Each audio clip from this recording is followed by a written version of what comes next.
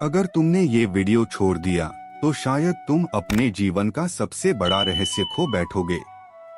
लेकिन अगर तुमने इसे अंत तक देखा तो तुम सिर्फ सुनने वाले नहीं, समझने वाले बन जाओगे। धर्म, अर्थ, काम और मोक्ष ये 4 शब्द नहीं, 4 शक्तियां हैं। ये तुम्हें उस जीवन तक ले जाएंगी जहां शांति है, उद्देश्य है और मुक्ति है। तो चलो एक ऐसी यात्रा शुरू करते हैं जो तुम्हारे मन, धन, प्रेम और आत्मा तक पहुंचेगी। हम इसे 4 प्रमुख भागों में बांटेंगे। हर भाग एक पुरुषार्थ को समर्पित होगा। हर भाग में होगा एक मुख्य कथा, पौराणिक या रूपक, 2-3 उपकथाएं, आधुनिक या शास्त्रीय संदर्भों से, ज्ञानवर्धक विचार, दर्शन और व्यवहार का संगम, भावनात्मक उतार चढ़ाव श्रोताओं को जोड़े रखने के लिए, आत्मचिंतन के प्रश्न अंतर्मुखी प्रेरणा के लिए। दोस्तों, जरा सोचिए, आपके साथ कितनी बार ऐसा हुआ है कि आपने दिल से मेहनत की लेकिन फल नहीं मिला? कितनी बार आपने सच्चाई का साथ दिया और फिर भी लोग आपके खिलाफ खड़े हो गए? कितनी बार आपने किसी से सच्चा प्यार किया और बदले में आपको धोखा मिला? अब सवाल ये है, ऐसा क्यों होता है? क्या भगवान हमारी परीक्षा लेते हैं? या फिर ये सब सिर्फ भाग्य का खेल है? और अगर सच में भगवान हैं, तो वो हमें रुलाते क्यों हैं? यही सवाल हजारों साल पहले अर्जुन के मन में भी उठा था। महाभारत का युद्ध शुरू होने ही वाला था। सामने खड़े थे अपने ही रिश्तेदार, अपने गुरु, अपने भाई, अपना परिवार, और अर्जुन का धनुष कांप उठा। उसकी आत्मा चिल्लाई, हे कृष्ण, अगर अपने ही खून का युद्ध करना है तो जीवन का अर्थ ही क्या है? मित्रों, उस युद्ध भूमि में जो संवाद हुआ वही है भगवद गीता। वही है वो ज्ञान जो आज भी हमें सिखाता है कि जीवन में दुख क्यों आता है और उसका समाधान क्या है। आज की इस यात्रा में हम अर्जुन की तरह ही अपने सवालों के जवाब ढूंढेंगे। हम समझेंगे दुख होता क्यों है, धर्म क्या है, और गीता हमें कैसे सिखाती है कि दुख को शक्ति में बदला जा सकता है।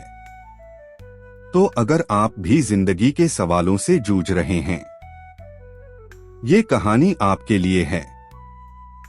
अंत तक सुनिएगा, हो सकता है आपकी सोच ही बदल जाए।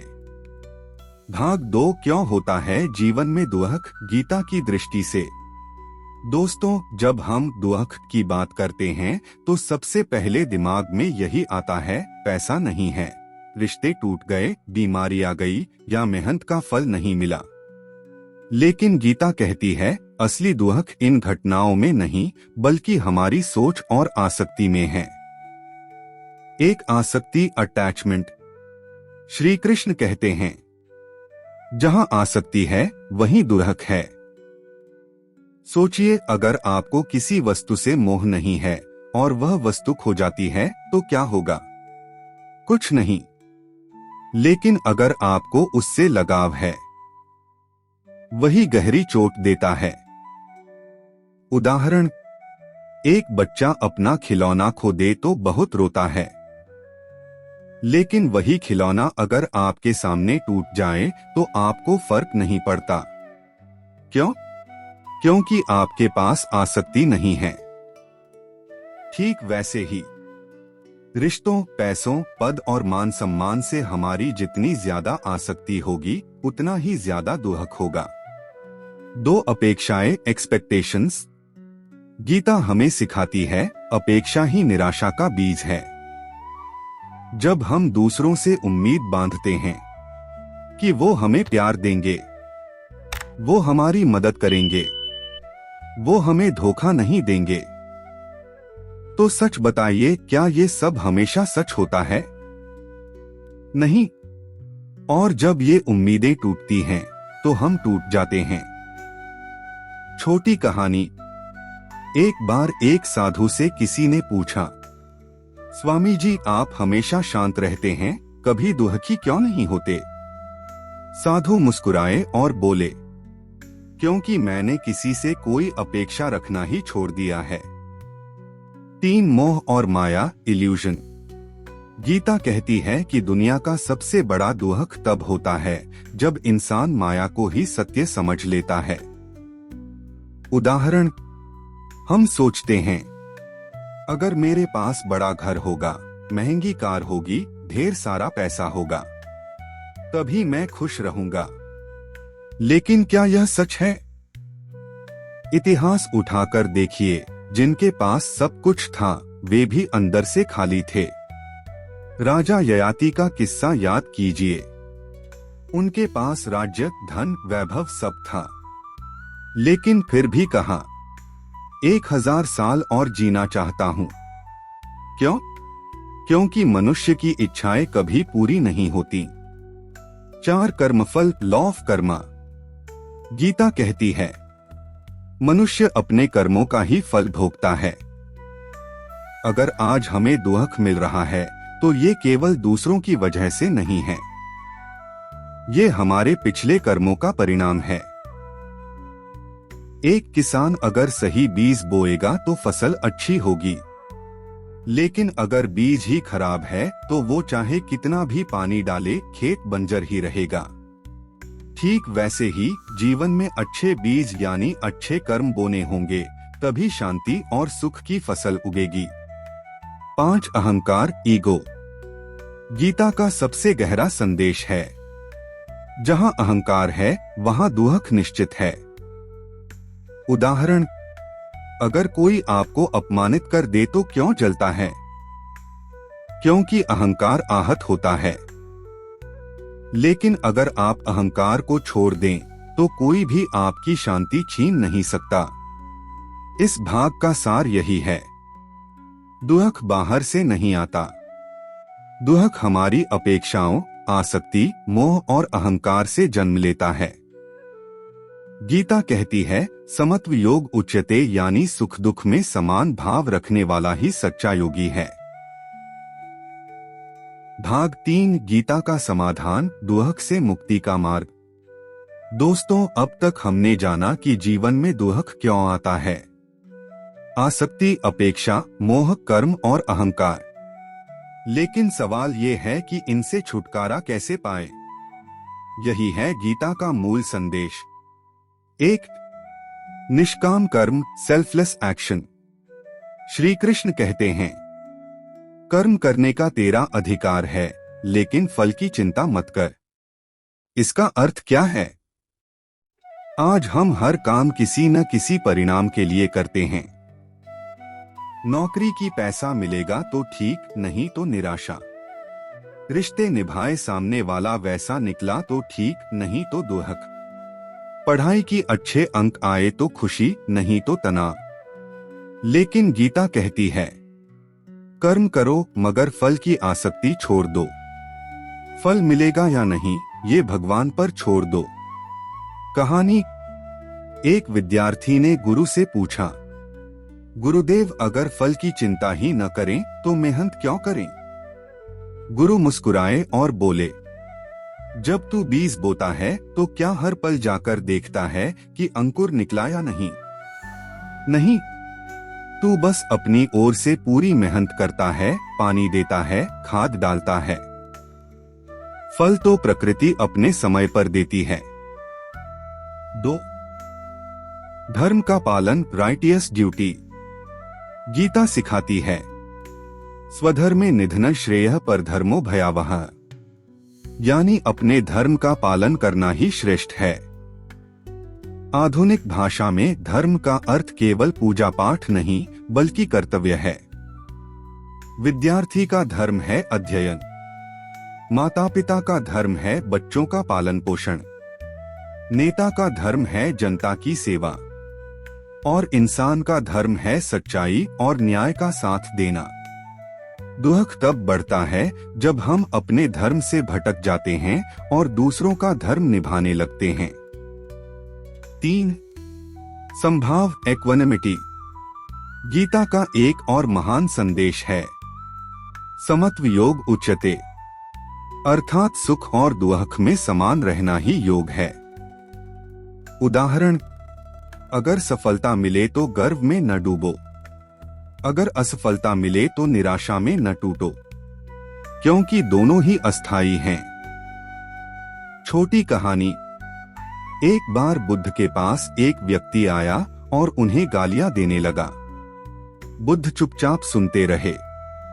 जब वह थक गया तो बुद्ध ने कहा, अगर कोई तुम्हें उपहार दे और तुम उसे स्वीकार न करो तो वह उपहार किसके पास रह जाता है?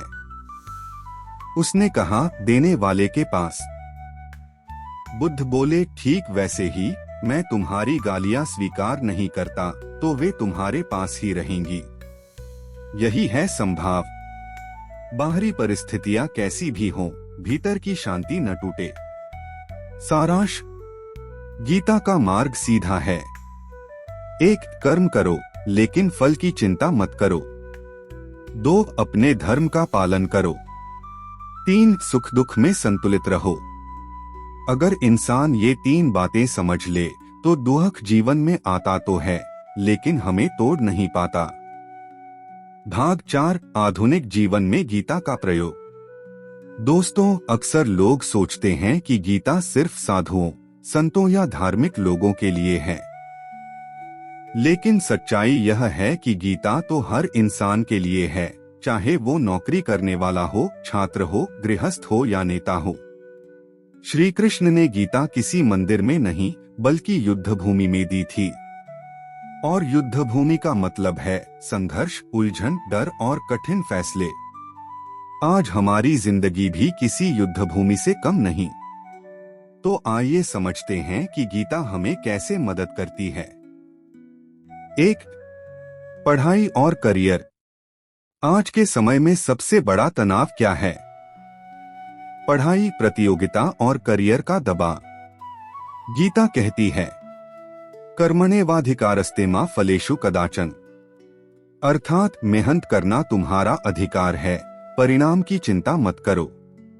अगर विद्यार्थी इस मंत्र को समझ ले तो वो मेहनत करेगा लेकिन अंक न आने पर टूटेगा नहीं। वो अपनी तुलना दूसरों से नहीं करेगा और धीरे धीरे आत्मविश्वास और शांति दोनों पाएगा। उदाहरण, एक छात्र अगर परीक्षा में पूरे मन से तैयारी करता है तो नतीजा चाहे जो भी आए उसे संतोष रहेगा। लेकिन अगर वह सिर्फ रिजल्ट के पीछे भागेगा तो हमेशा तनाव में रहेगा। 2. रिश्तों में। आज सबसे ज्यादा दुख रिश्तों से आता है। मैंने इतना प्यार किया फिर भी उसने धोखा दिया। मैंने इतना त्याग किया फिर भी किसी ने कद्र नहीं की। गीता कहती है, आसक्ति दुख का कारण है। मतलब अगर आप बिना शर्त प्यार करते हैं तो शांति मिलेगी, लेकिन अगर आप बदले में कुछ अपेक्षा रखते हैं और वो न मिले तो वही अपेक्षा दुख में बदल जाती है। छोटी कहानी। एक माँ अपने बच्चे से प्यार करती है। वो कभी ये नहीं सोचती कि बदले में बच्चा उसे प्यार करेगा या नहीं, फिर भी वो सबसे अधिक संतुष्ट रहती है। यही है निष्काम प्रेम जो गीता का आदर्श है। 3. नौकरी और व्यापार। ऑफिस की राजनीति, प्रमोशन की दौड़, पैसे का तनाव, ये सब आज के इंसान के बड़े दुख हैं। गीता का संदेश है, समत्व योग उच्यते, यानी सफलता और असफलता में संतुलित रहो। उदाहरण, अगर आपका प्रमोशन हो जाए तो खुशी मनाइए लेकिन अहंकार न बढ़ाइए। अगर न हो तो निराश मत होइए, सोचिए कि शायद भगवान ने आपके लिए और अच्छा रास्ता रखा है। 4. मानसिक शांति और तनाव। आज लोग कहते हैं मेरे पास सब कुछ है फिर भी शांति नहीं है, क्योंकि शांति बाहर नहीं भीतर से आती है। गीता कहती है, योगः कर्मसु कौशलम, अर्थात योग सिर्फ आसन प्राणायाम नहीं बल्कि जीवन के हर काम को संतुलन और सजगता से करना ही योग है। उदाहरण, अगर आप भोजन कर रहे हैं और उस समय पूरा ध्यान भोजन पर है, वही योग है। अगर आप किसी से बात कर रहे हैं और मन कहीं और नहीं भाग रहा, वही योग है। इसी सजगता से मन शांत होता है। 5. दुहक को अवसर में बदलना। गीता हमें यह भी सिखाती है कि दुहक कोई सजा नहीं, बल्कि सीखने का अवसर है। उदाहरण, जब अर्जुन टूट गया था, तब ही गीता का ज्ञान मिला। अगर वो परिस्थिति न आती तो शायद आज हमें ये महान ग्रंथ न मिलता। ठीक वैसे ही हमारी कठिनाइयां भी हमें नया रास्ता दिखाने आती हैं। भाग 4 का निष्कर्ष। गीता कोई किताब नहीं, बल्कि लाइफ मैनेजमेंट का गाइड है। अगर हम इसे सही से समझ लें तो जीवन के हर क्षेत्र, पढ़ाई, नौकरी, रिश्ते, व्यापार में शांति और संतुलन पा सकते हैं। भाग 5, गीता के प्रमुख श्लोक और उनके जीवन प्रयोग। श्लोक 1, कर्मयोग का आधार। कर्मण्येवाधिकारस्ते मा फलेषु कदाचन मां कर्मफल हेतुर्भूर्मा ते संगोस्त्व कर्मणि। अर्थ, तुम्हारा अधिकार केवल कर्म करने में है, फल पर नहीं। फल की इच्छा मत करो और आलस्य में भी मत फंसो। जीवन में प्रयोग। विद्यार्थी पढ़ाई पर ध्यान दे, अंक की चिंता पर नहीं। नौकरी करने वाला मेहनत पर ध्यान दे, प्रमोशन की चिंता पर नहीं। रिश्तों में सच्चाई निभाओ, बदले की अपेक्षा मत रखो। श्लोक 2, आत्मा अमर है। न जायते म्रियते वा कदाचित नाय भूत्वा भविता वा न भूयः अजो नित्यः शाश्वतोऽयं पुराणो न हन्यते हन्यमाने शरीरे। अर्थ, आत्मा कभी जन्म नहीं लेती और कभी मरती नहीं। यह शाश्वत अजरमर है। शरीर नष्ट हो सकता है, लेकिन आत्मा नहीं। जीवन में प्रयोग। जब हम अपने किसी प्रियजन को खोते हैं तो टूट जाते हैं। गीता सिखाती है, असली इंसान शरीर नहीं, आत्मा है। वो सिर्फ एक नए शरीर में यात्रा करता है। श्लोक 3, संभाव का संदेश। सुख दुखे समे कृत्वा लाभालाभौ जया जया ततो युद्धाय युजस्व नैवं पापम वाप्स्यसि। अर्थ, सुख दुख, लाभ हानि, जय पराजय सबको समान समझकर कर्म करो। यही धर्म है। जीवन में प्रयोग। अगर सफलता मिले तो बहुत ऊपर मत उड़ो। अगर असफलता मिले तो बहुत नीचे मत गिरो। दोनों ही क्षणिक हैं। श्लोक 4, ज्ञान और अज्ञान। अविद्या मृत्यु तीर्त्वा विद्यामृतमश्नुते। अर्थ, अज्ञान से इंसान दुहक और मृत्यु के चक्र में फंसा रहता है। ज्ञान से ही अमृत यानी शांति और मुक्ति मिलती है। जीवन में प्रयोग। अगर हम सिर्फ भौतिक चीजों को सत्य माने तो दुहक ही मिलेगा। लेकिन अगर हम समझ लें कि असली सत्य आत्मा और धर्म है तो शांति मिलेगी। श्लोक 5, भगवान का वचन। यदा यदा ही धर्मस्य ग्लानिर्भवति भारत अभ्युत्थानमधर्मस्य तदात्मानं सृजाम्यहम्।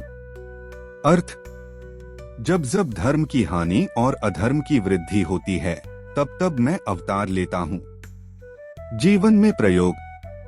ये हमें भरोसा देता है कि कठिन समय चाहे कितना भी क्यों न हो, भगवान हमें अकेला नहीं छोड़ते। दुहक का अंधेरा जब गहराता है, तब प्रकाश का आगमन भी निश्चित होता है। भाग 5 का निष्कर्ष। गीता के ये श्लोक सिर्फ याद करने के लिए नहीं हैं, बल्कि जीवन जीने की तकनीक हैं। अगर हम इन्हें अपनी सोच में उतार लें तो दुहक हमें हिला नहीं पाएगा। भाग 6, जीवन प्रबंधन और गीता। 1, तनाव, स्ट्रेस से निपटना। आज के समय में सबसे बड़ी समस्या है तनाव, नौकरी का, पैसों का, परिवार का। गीता कहती है, योगः कर्मसु कौशलम, यानी योग है हर काम को संतुलन और सजगता से करना। इसका मतलब क्या? तनाव तब होता है जब हमारा मन भूत या भविष्य में अटका रहता है। कल ये हुआ, कल ऐसा होगा। लेकिन गीता कहती है वर्तमान में जियो। जब इंसान पूरे ध्यान से वर्तमान काम करेगा तो तनाव मिटेगा। उदाहरण, अगर आप खाना खा रहे हैं और मन मोबाइल पर है तो पाचन भी बिगड़ेगा और मन भी अशांत रहेगा। लेकिन अगर आप सजग होकर खाना खाएंगे तो वही योग है और वही तनाव मुक्ति है। 2. असफलता का सामना। हर इंसान जीवन में कभी न कभी असफल होता है। परीक्षा में, नौकरी में, रिश्तों में। गीता कहती है समत्व योग उच्यते। सफलता और असफलता दोनों को समान भाव से स्वीकारो। उदाहरण, थॉमस एडिसन ने 1000 बार बल्ब बनाने की कोशिश की और असफल रहे। लेकिन उन्होंने कहा, मैं असफल नहीं हुआ, मैंने 1000 तरीके खोज लिए जो काम नहीं करते। यही है गीता का दृष्टिकोण। 3. रिश्तों में सामंजस्य। रिश्तों में सबसे बड़ी समस्या है अपेक्षाएं। हम सोचते हैं कि सामने वाला हमें वैसा ही व्यवहार देगा जैसा हम चाहते हैं। लेकिन गीता कहती है निष्काम भाव से प्रेम करो। उदाहरण, सूरज हर दिन प्रकाश देता है। वो ये नहीं सोचता कि इंसान उसका धन्यवाद करेंगे या नहीं, वो बस अपना धर्म निभाता है। अगर हम भी रिश्तों में ऐसा दृष्टिकोण अपना लें तो दुख घट जाएगा। 4. निर्णय लेने की शक्ति।